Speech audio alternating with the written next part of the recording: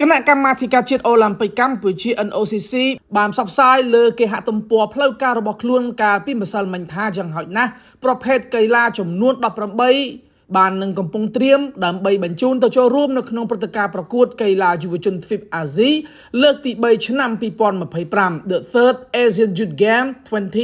2025 នៅប្រទេសបារ៉ែននាពេលដ៏ខ្លីខាងមុខនេះប្រភពសារព័ត៌មានរបស់ NOCC ដដែលបានបន្តថាក្រុមអត្តពលិកថ្នាលកម្ពុជាដែលមានអាយុចន្លោះចាប់ពី14ដល់17ឆ្នាំមកពី18ប្រភេទកីឡាចាប់ផ្ដើមប្រមូលផ្ដុំហ្វឹកហាត់ចាប់ពីថ្ងៃទី1ខែមេសាតទៅស្របទៅតាមគោលការណ៍ដ៏ខ្ពង់ខ្ពស់របស់ឯកឧត្តមបណ្ឌិតសភាចាស់ហងជួននរ៉ុនឧបនាយករដ្ឋមន្ត្រីក្រសួងអប់រំយុវជននិងកីឡាសូមជម្រាបជូនផងដែរថាប្រទេសបារ៉ែននឹងទទួលធ្វើជាម្ចាស់ផ្ទះព្រឹត្តិការណ៍ Asian Youth Game លើកទី3ឆ្នាំ2025ដែលចាប់ផ្ដើមដំណើរការប្រកួតពីថ្ងៃទី22ដល់ថ្ងៃទី21ខែតុលាឆ្នាំ